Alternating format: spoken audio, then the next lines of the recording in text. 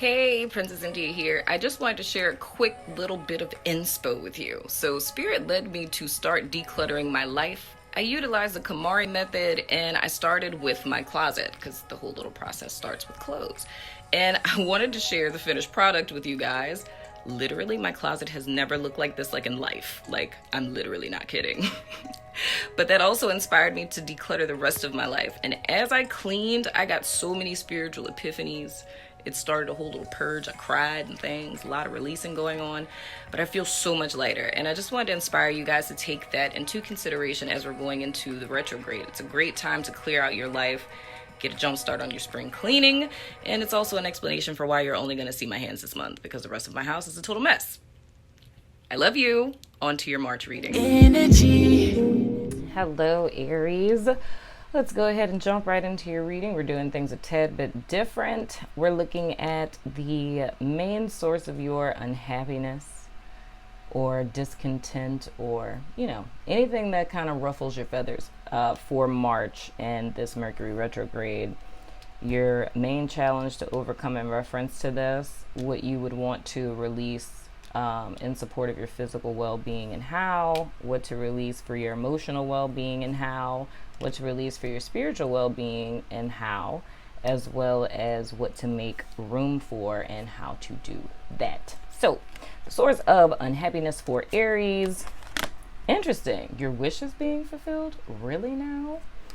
Really, Aries? Is that what we're doing? This is challenged by the Lovers. Oh, goodness. Okay.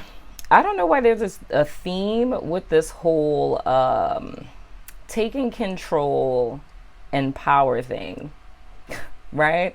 But I can see this two ways. One of those ways being, it's more or less like we look at the Nine of Cups as a card that represents emotional and like material fulfillment, right?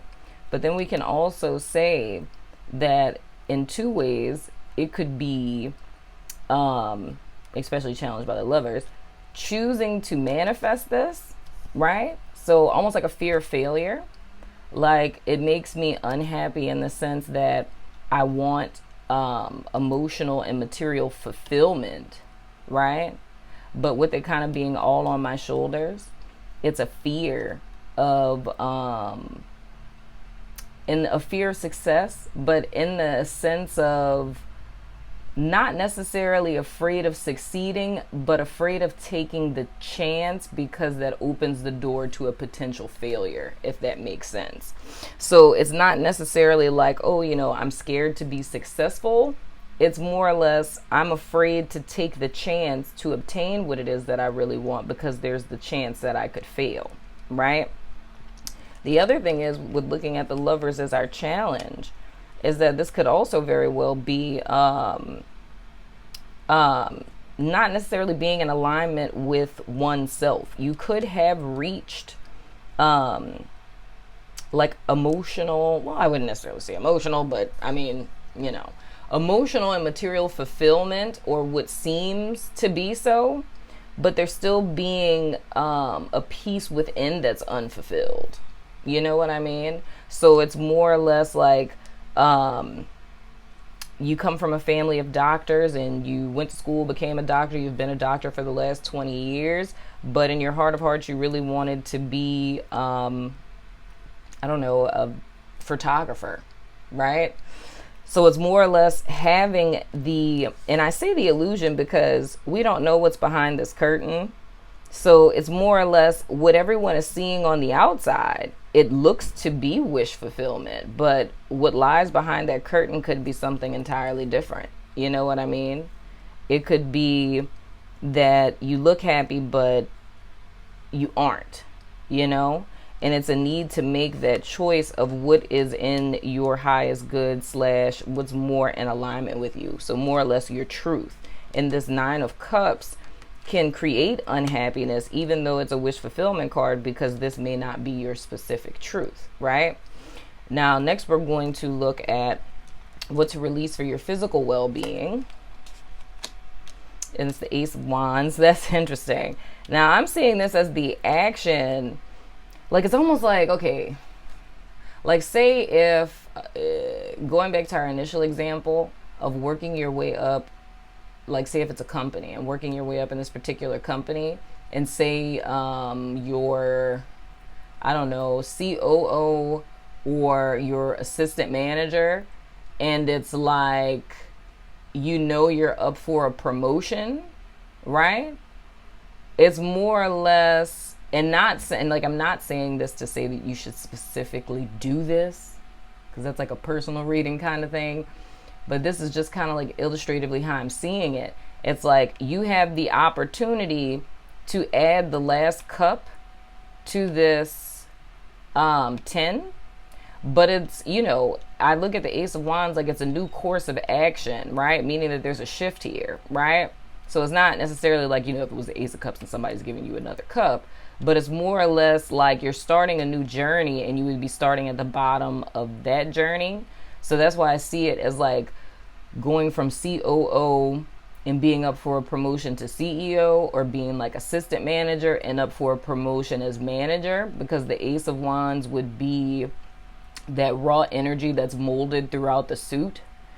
So you have the ability to add a 10th cup through going through the, you know, trials and tribulations of this particular suit, right? But it's more or less that with this falling in your release position, it would be being honest with yourself and choosing, because it's like, you know, head or heart decision, your head would take this Ace of Wands and go through the suit. But we all know that the ace leads to the 10, which is a burden, right? Like it's taking on too much. It's cumbersome, so to speak. So choosing in alignment with your heart space, like what's more in alignment with you, would be releasing this Ace of Wands and not developing that suit, if that makes sense, right? Now, how you do that, well, isn't that appropriate? The Four of Cups. It's dumping out that cup. The Three of Cups is symbolic of celebration and happiness. You know what I mean? Like joyous celebration. This Four of Cups, and this has been kind of a theme with this ambivalence, right? Because I look at this as like a card of ambivalence. It's and the same thing that was coming up in Pisces as well as in Taurus's reading. It's like having one foot, you know, invested and the other foot not invested. So it's like a half-hearted investment in something. And the truth is you're stuck in between two worlds, right? And it could be, you know, like a desire, or it has been up to this point, a desire for, you know, there to be some type of sign or someone to rescue you from it. But like I say a lot of times, your emotions are sign enough. If you're feeling discontent and bored out of your mind, you know what I mean? You're completely unfulfilled. You're not happy. It's like if you've built your way up to this, it's because I'll say if we stick it with a company, if you've built your way up to this level in this particular company and you know that you're not happy, you've hated it every day, but you've just kind of moved up the ranks because that's, you know, what you're supposed to do, you know, in a mental sense, like that's what the expectations were, you know. It's like now you're being offered an opportunity to kind of dig yourself even deeper into something that you really don't want. And it's you being the one who frees yourself from that, as opposed to pondering on or ruminating on discontent, or that you don't like it, or you know, so on and so forth. It's more or less following your emotions to what your happy place is, or what a more content or fulfilling space would be, right? Now, what you want to release for your emotional well-being, that is exactly what I was describing, the Two of Pentacles. That's that ambivalence. It's needing to find balance because it's oscillating between two. And the thing is if you have one foot ahead of you and one foot behind you, it's like you're unbalanced and you could easily topple over. So it's a need to either take a step back or to take a step forward. But both of your feet need to be balanced and leveled, right? Because that creates, you know, unrest in a sense. So it's more or less what it is that you want to, and this is like double ambivalence for me, because this to me is like going back and forth. This is, I'm stuck, right? I'm unhappy, But this is me making the decision to kind of cut the tie myself. And as far as for leveling out your emotions, it's to make a decision. So as opposed to weighing your options over and over, you know, for every reason, you know, I could do this, for every reason I could do that, and going back and forth, it's making the decision to put your foot down. You know what I mean? So it's this going back and forth with oneself is what it is that needs to be released. It's an ungroundedness. It's needing to make a choice of either step forward or step backwards, right? And that's what's going to assist you. This action would more or less be in the physical space. So needing to keep one and release the other, but it's going to benefit you emotionally, right? Now, how you would go about doing that, if I could get this card to turn over. The Page of Swords. Interesting. This to me, when I look at the Page of Swords, because we could look at it 1,000 ways, but looking at it in the sense of a how, right? It's more or less not idealization, like, well, sort of, kind of. It's like a visualization. It's you allowing your imagination to take precedence. You know what I mean? It's how can I say it? It's almost like your highest ideal for something. It's allowing yourself to visualize what that is. So, okay, if we say that this is like a pseudo 9 of Cups, right? So this is a pseudo wish fulfillment. It looks good on the outside, but behind it, you're unfulfilled. This is you making the decision, like you knowing how to balance yourself and to move forward is directly related to what is the 9 of Cups for you.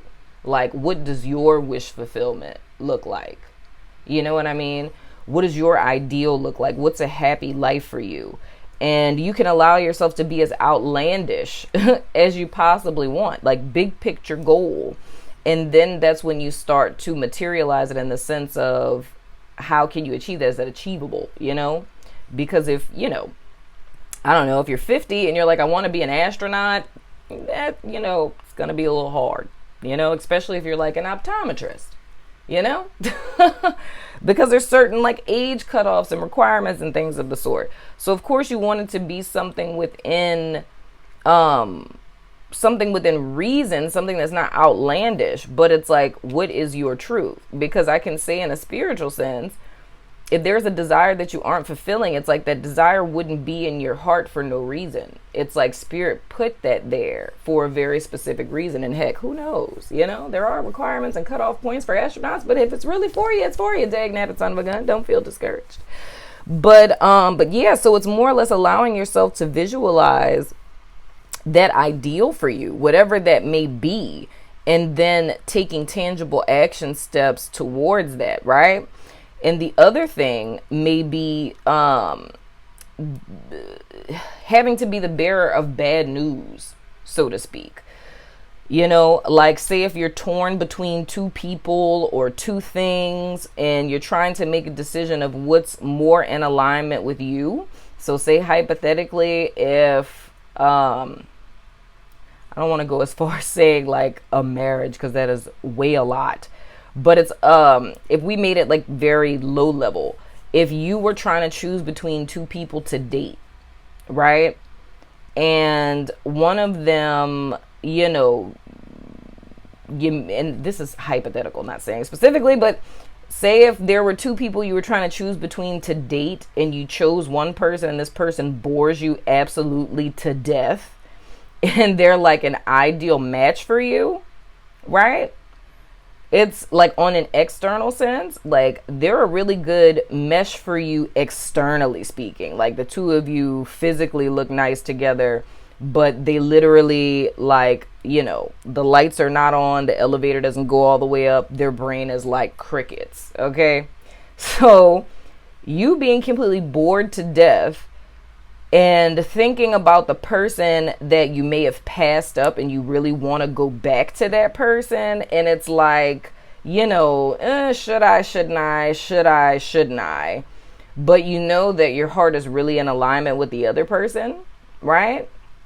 So it's more or less making the decision to disappoint the other person by saying, you know what, I thought this was going to work, but it's not. And that could be the same if it's career wise. It could be a job that you just started that you thought would be your dream job, but you're bored to death. It's like, I'm just not feeling this. This isn't for me.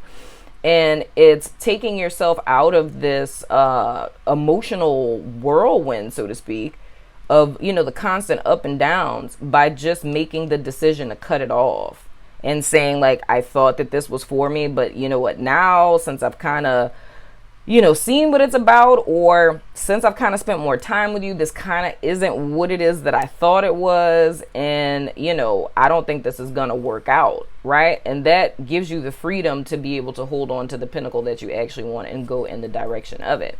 Now, next we have what you want to release for your spiritual well-being. And that's the 10 of Wands, the burden. How appropriate that these are right underneath each other. Legit. What you want to release is this 10 of Wands, man, because it's become cumbersome. So literally what seems to be, you know, fulfilling from the outside looking in, behind the curtain, it is extremely cumbersome. It's overwhelming. It's overburdening. It's not fun anymore. It has you feeling stuck, bored out of your mind. It's like mundane and monotonous, humdrum, you know, and that seems to be a theme so far. And I've done water, earth, and now fire. And this seems to be the theme of Mercury retrograde. So it's more or less like, and then of course, you know, Mercury retrograde is in Pisces.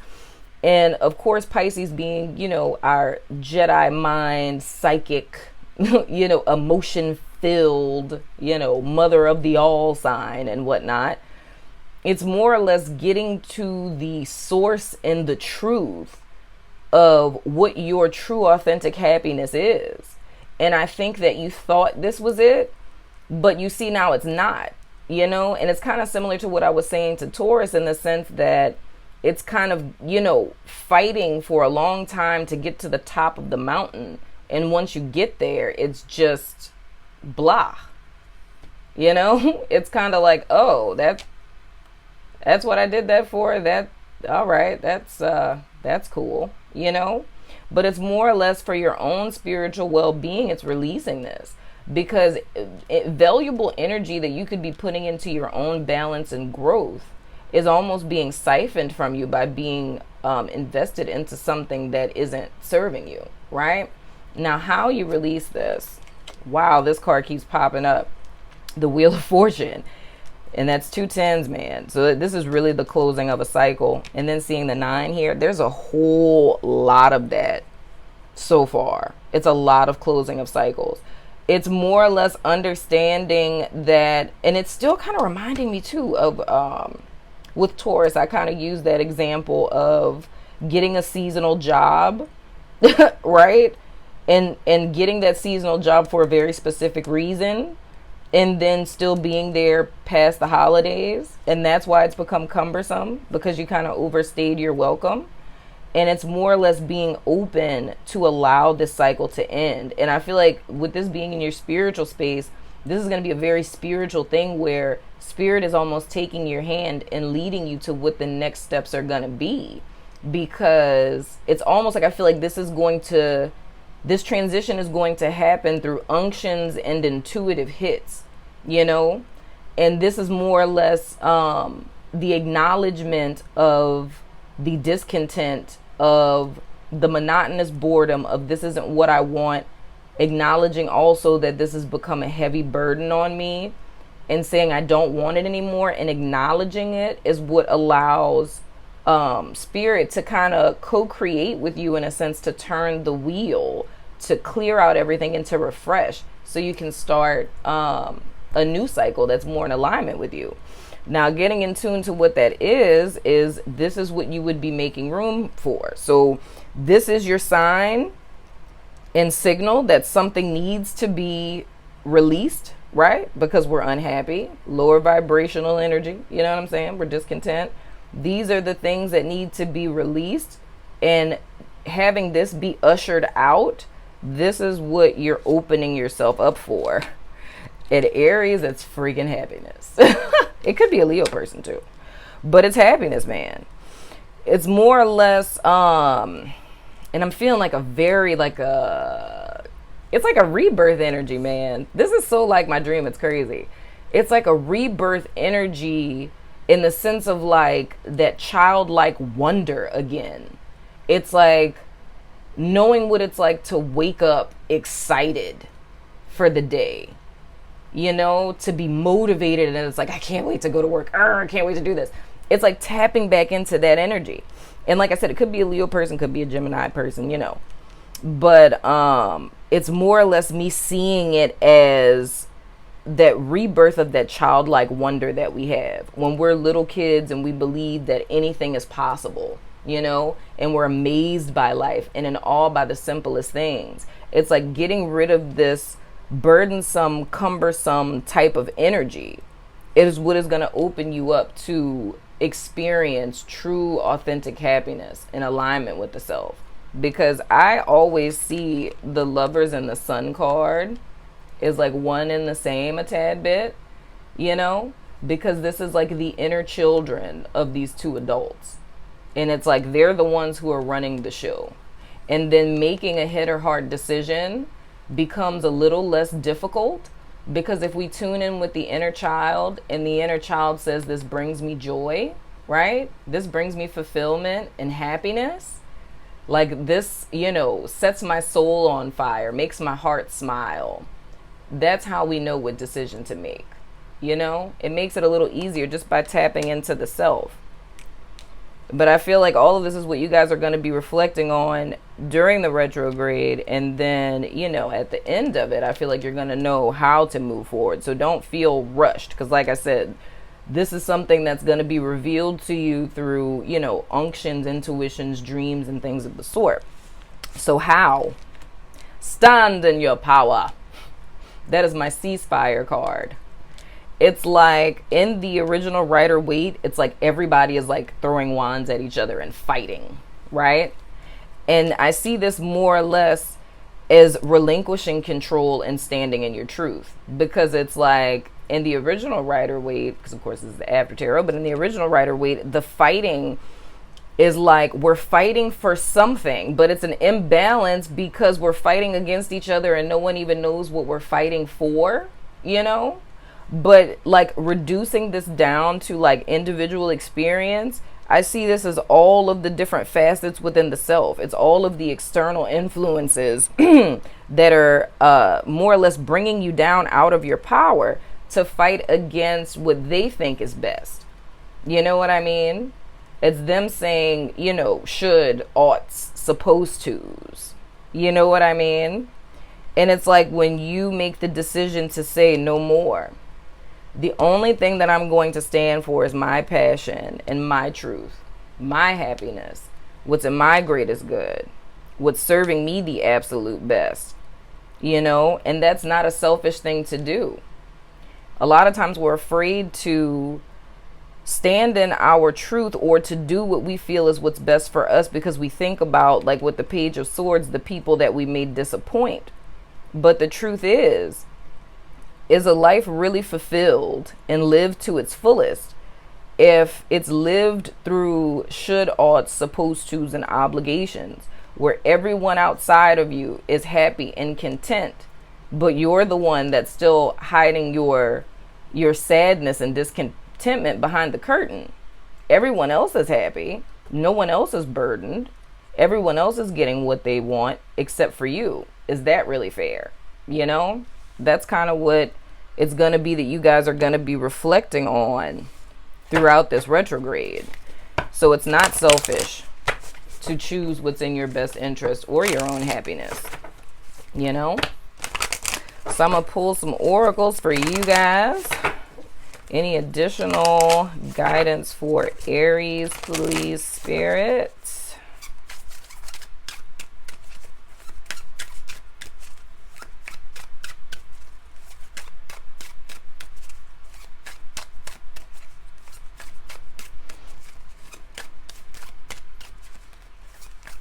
I need to call this the Fix My Life spread.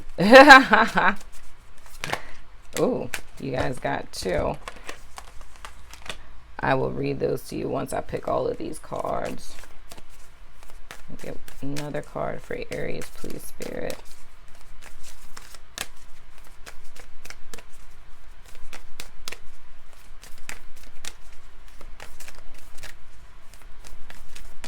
Oh.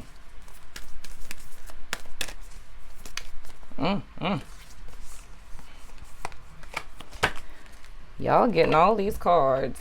Y'all cheating. And then one last, and then I will let you guys go. All right, Spirit. Can I get a message of universal wisdom for my Aries, please, Spirit? Their final farewell message for Aries for March 2019, please, Spirit. There's a connection with all of these readings with past tense dates. Whatever this is that you guys are letting go of, this is something that's been going on for years. All right.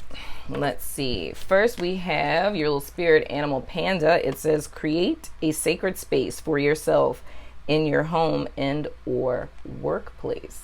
Yes, I think that's imperative, especially when it comes to like doing visualization or meditation or anything of the sort, kind of getting reacquainted with yourself. It's always good to designate a space. I mean, if you want to go as far as doing like an altar or whatever, but I mean, you could literally clear out a corner in your closet and, you know, turn that into your prayer closet if you want, you know, just an area where it's sacred in the sense that it is reserved for alone time with spirit, right? So whenever you go to the space in your house, it could be your study, office, living room, whatever, it doesn't really matter. But it's just a space that you designate for time with spirit, right? So anytime you step into that corner or that space, it's instantly knowing, okay, it's meditation time. You know what I mean? To help you get balanced. And I feel like that's really going to help you a lot with getting in tune with these messages, unctions, dreams, and things of the sort that are going to help you move forward. Next, we have Condor, and it says, you're too enmeshed in this situation. So step back and see the bigger picture before making any decisions or taking action. Absolutely. So important. Your objective view, or as I like to call it, the director's chair of life. A lot of times, like how I said with this card, like in the original Rider-Waite, how it's all the dudes fighting. It's like him standing in his power gives him that vantage point. Everyone follows suit and sits down because it's the ceasefire in a sense of deciding to no longer be a part of the madness.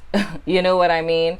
Because when we're looking at things like eye level from an objective, a subjective view, it's like we get caught up in the emotions of it and the whirlwind and the, you know, oh my gosh, this could happen, blah, blah, blah. But it's like, especially in meditation, in idealization, and allowing yourself to step back in a visualization sense and see what's for your highest good, devoid of all of these other opinions or expectations, it allows you to ascend to your truth in so many words. So the next 2 cards that we have is Warrior Woman. If you weren't afraid, what would you do? That is a really good meditation question. If you weren't afraid, what would you do? Because I do feel like a great deal of it is fear of not knowing, of would I give all of this up for something else, right? Next, we have the Age of Light. You've been training for this for lifetimes. So if this is like a call that you guys feel led to follow and you're questioning if you can or if you're supposed to, am I qualified? This to me is saying you are. It's like you possess all of the tools to follow your truth. It's just a question now of believing it and needing to disconnect a little bit, right? Now your last message, it would be a long one. It says, you are goodness and mercy and compassion and understanding. You are peace, joy, and light. You are forgiveness and patience, strength and courage, a helper in time of need, a comforter in time of sorrow, a healer in time of injury, a teacher in times of confusion. You are the deepest wisdom and the highest truth, the greatest peace and the grandest love. You are these things. And in moments of your life, you have known yourself as these things. Wow. When I talk about you having all of the tools, this is you. If you ever want to know what your soul looked like, I'm pretty sure it looks something like that. And I think you guys may want to look into the symbolism of sunflowers too. You know? I can see clearly now, the rain is gone. It's you guys blossoming, man. And this to me is saying you are everything. Everything it is that you doubt, you know? And the truth is literally in every facet of your life, or in past tense, you have shown up for people as these things. And it's just the need to embrace your power and knowing that you have everything within you to move forward, right? But that's been your reading, Aries. It has been a pleasure. I hope you guys enjoyed it. Let me know what you think in the comments, and I will see you sooner than later. Deuces. Energy, about to get in and fuck up the industry.